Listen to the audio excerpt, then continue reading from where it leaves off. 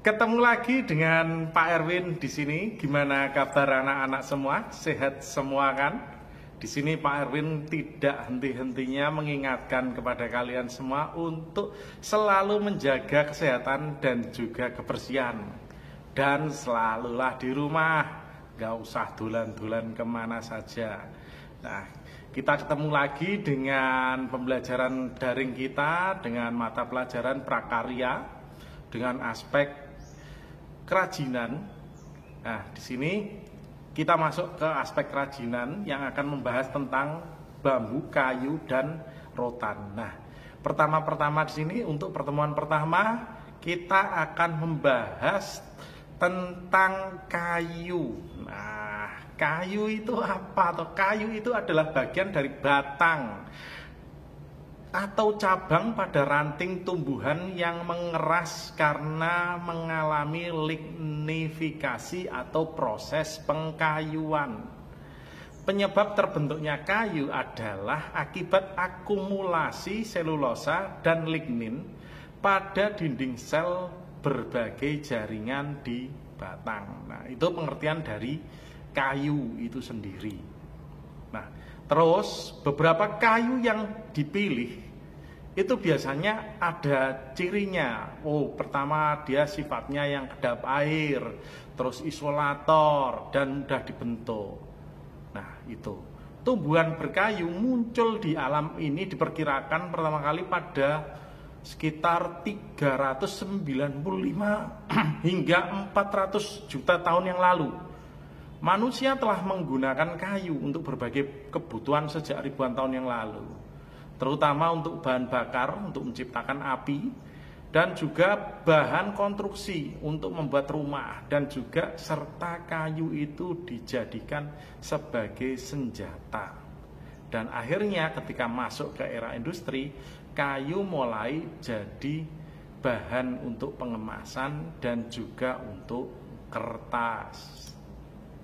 Nah, bagian-bagian dari kayu yang bisa dimanfaatkan, yang pertama itu adalah kulit luar, lapisan paling luar, ya kan, bagian-bagian kayu. Nah, terus juga kulit dalam, lapisan yang berada di sebelah dalam kulit luar. Terus kambiumnya, lapisan yang berada di sebelah kulit. Terus kayu gubal, berfungsi untuk mengangkut air dan juga zat makanan dari akar bawah ke bagian dari pohon yang lain. Terus kayu teras berasal dari kayu gubal. Bagian sel yang sudah tua dan kosong ini berisi zat-zat lain yang berupa zat ekstrasi. Terus galih atau hati. Bagian ini mempunyai umur kayu paling tua karena galih ada sejak kayu pertama. Ini berarti dia di bagian tengahnya. Terus garis teras, garis jari-jari retakan yang timbul akibat penyusutan pada waktu pengeringan yang tidak teratur. Nah, terus kita masuk ke sifat fisik kayu. Sifat fisik kayu ada dua. Yang pertama adalah kayu lunak dan kayu keras. Kayu lunak itu adalah biasanya dipilih untuk menjadi kertas karena mudah dihancurkan dan dijadikan pulp. Nah, terus untuk kayu keras biasanya untuk bahan tiang bangunan. Kita masuk ke jenis-jenis kayu yang ada di Indonesia. Ya, yang pertama favorit itu kayu jati. Dia warnanya umumnya coklat, memiliki urat berwarna coklat gelap, tumbuh subur di daerah panas di Pulau Jawa, dari Jawa Barat sampai Jawa Timur. Untuk kayu jati yang berkualitas tinggi biasanya disuplai oleh daerah yang memiliki temperatur panas dan tanah yang berkapur, seperti di Jawa Tengah itu di daerah sekitar Blora, Rembang, itu bagus jatinya. Terus kayu jati terkenal akan kekuatan dan kepadatan yang mempengaruhi durabilitas kayu jati ini. Minyak di dalam kayu jati dianggap membuat kayu jati ini menjadi lebih tahan akan rayap, dan pori-porinya yang kecil menyebabkan kayu jati ini dapat difinishing sangat halus. Kepadatan kayu jati membuatnya menjadi kayu favorit ketika akan dibuat menjadi bahan ukiran. Berikutnya adalah kayu meranti. Ini sering disebut sebagai kayu Kalimantan. Nah, kalau bahasa Latinnya mahoni Filipina. Karena kayu Kalimantan otomatis dia berasal dari daerah Kalimantan. Nah, kayu mahoni meranti ini sering kita temui berwarna coklat kemerahan dan tanpa urat. Selain sebagai bahan bangunan dan furniture, kayu meranti juga dijadikan pulp untuk kertas. Dan buah tengkawang dari beberapa jenis meranti dapat dijadikan bahan baku untuk kosmetik. Berdasarkan karakteristik juga, kayu meranti ini cocok digunakan sebagai bahan bangunan atau furniture yang finishingnya harus menggunakan cat. Untuk kayu berikutnya, merbau. Merbau ini berasal dari Maluku dan Papua. Merupakan jenis kayu keras dan memiliki julukan sebagai kayu besi. Berwarna coklat, abu gelap atau merah, coklat gelap dengan arah serat yang hampir lurus.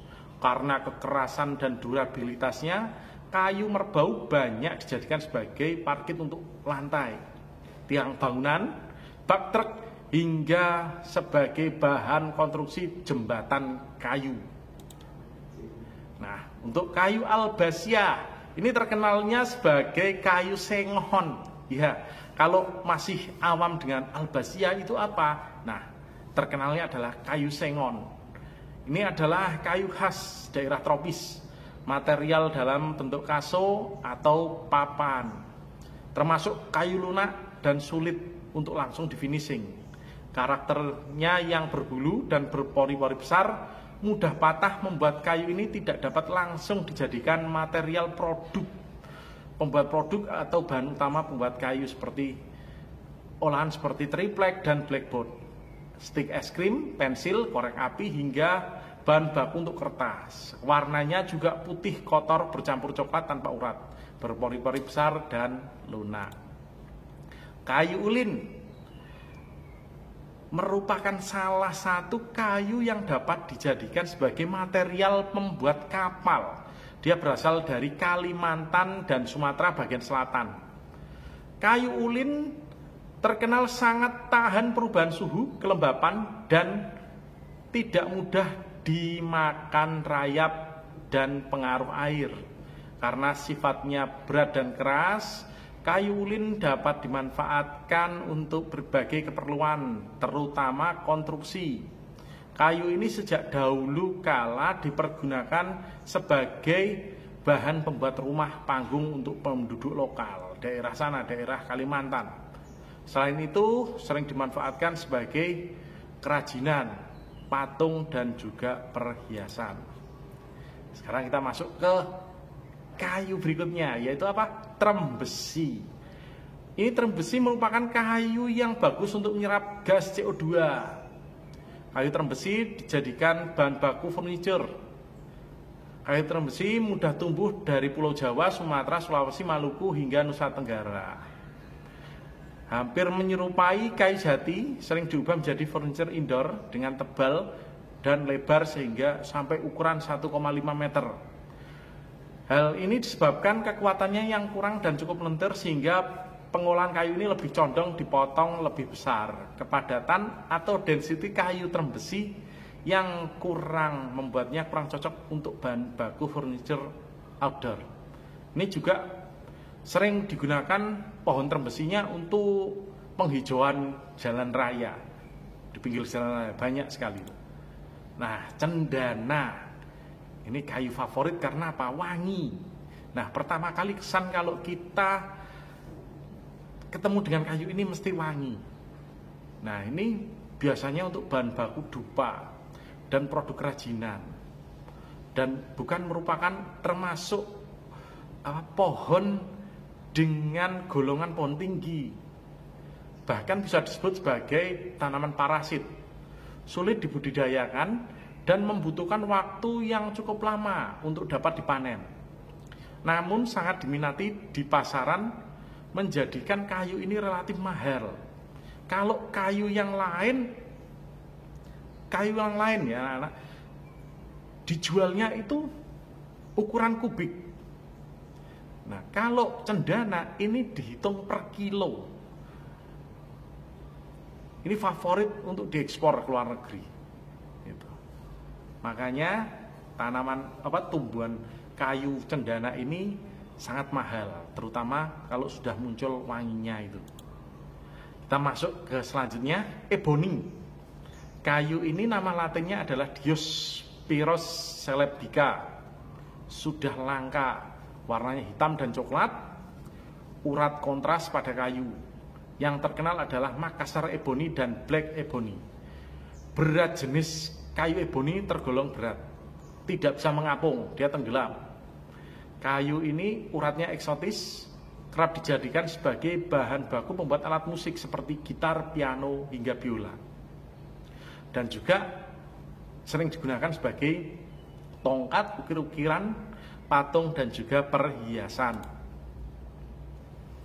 Bangkire, yellow balau atau balau di Indonesia biasanya dipasok dari hutan di Kalimantan. Warnanya kuning kecoklatan. Pada suhu normal, kayu bangkire dapat kering dalam waktu 12 sampai 1 bulan. Enggak 1 bulan, ini 1 tahun. Dalam waktu 12 hingga 1 bulan. Ya benar nih, 1 bulan ternyata.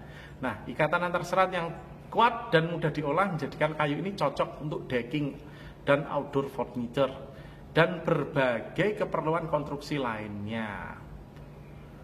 Namun jenis bangkire seratnya cenderung mudah terbuka dan mudah melintir, sehingga tidak disarankan untuk konstruksi yang membutuhkan kestabilan tinggi.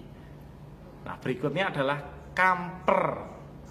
Kamper ini biasanya kalau kita ingat, kamper itu identiknya dengan kapur barus. Nah, betul, kayu ini getahnya biasanya dibuat menjadi kapur barus. Kapur barus selain digunakan untuk pewangian di dalam lemari karena hewan kecil-kecil itu gak suka dengan baunya, dan juga bisa untuk mengawetkan mayat. Dia kayunya berwarna coklat muda hingga coklat kemerahan, hampir mirip dengan mahoni. Nah, meskipun kamper ini banyak sekali di daerah, tapi yang paling terkenal itu adalah kamper yang berasal dari Samarinda karena paling halus. Berikutnya sonokling atau sonobrit, sonosungu atau sanakling merupakan kayu yang coraknya indah berwarna coklat gelap dengan alur-alur berwarna hitam, membuat kayu ini terlihat sangat eksotis. Kayu ini banyak di Jawa Tengah dan Jawa Timur, digunakan sebagai bermacam produk dari furniture, alat musik, alat olahraga. Nah, karena kayu ini termasuk kayu yang keras dan juga memiliki kadar air yang rendah dan juga cukup menghasilkan minyak yang terkenal tahan akan serangan rayap dan jamur pembusuk kayu. Sungkai. Jenis kayu ini dia berwarna terang, merupakan material kayu yang sering digunakan oleh pengrajin untuk furniture indoor.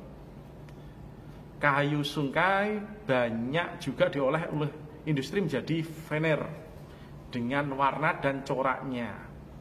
Banyak sekali diminati oleh pasar. Dengan corak kayu perpaduan warna kuning, coklat muda, dan kuning setelah kuning, kayu sungkai dapat mempertegas kesan segar dan kompak pada furniture indoor. Kemudian pinus dan cemara memiliki ciri fisik dan nama lain berbeda pula. Kayu cemara memiliki warna lebih menonjol dibandingkan kayu pinus. Kayu cemara terkesan lebih merah dan pekat dibandingkan dengan kayu pinus yang lebih kuning dan terang. Dua-duanya ini terkenal lembek dan mudah rusak.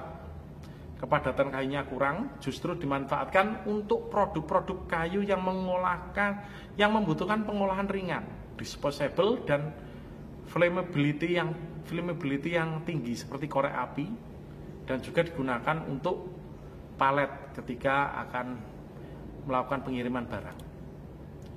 kayu kelapa. Banyak sekali digunakan sebagai tiang-tiang bangunan hingga jembatan karena kekuatannya. Kayu ini memiliki corak yang unik, perpaduan coklat tua dan coklat muda yang kontras membentuk lurus-lurus. Serat kayu ini cukup pendek sehingga pada papan olahan dari kayu kelapa ini terlihat seperti goresan-goresan pendek. Serat berwarna gelap merupakan serat yang lebih keras dibandingkan dengan serat yang lebih terang. Mahoni, kayu ini lebih lunak dibandingkan jati, cukup mudah diukir dan dibentuk sesuai dengan keinginan pengrajinnya. Kayu ini cukup tahan terhadap serangan hama kayu dan ketika diproses seperti pemotongan atau dipaku tidak mudah retak dan cukup mudah untuk diamplas. Kayu ini tahan terhadap retakan saat di steam pada proses pembengkokan kayu. Kayu mahoni memiliki ciri fisik berwarna merah pada bagian dalamnya, berpori-pori kecil, dan coraknya tidak terlalu kelihatan. Tumbuh di daerah tropis dan juga banyak sekali digunakan sebagai penghijauan di pinggir jalan. Kayu aren atau ruyung biasanya pengolahannya ini sangat sulit karena apa? Dia dapat merusak mesin pengolah seperti ketam mesin dan juga gergaji dibandingkan dengan kayu yang lain. Hal ini disebabkan kayu aren memiliki urat kayu yang berwarna hitam yang sangat keras. Nah, karena masih dalam bentuk keluarga palma, kayu aren, hanau, peluluk, moka, dan banyak lagi untuk sebutan dari tumbuhan aren ini. Bagian batang yang dapat digunakan sebagai papan adalah bagian agak luar hingga 10 cm ke dalam. Kayu aren dikenal sebagai penghasil gula merah. Ini untuk buahnya. Dan juga kolang-kaling buahnya untuk bunganya itu sebagai cairan yang diambil untuk gula merah. Nah, sekian dari Pak Erwin. Sampai ketemu lagi di prakarya berikutnya. Sampai jumpa. Salam sehat.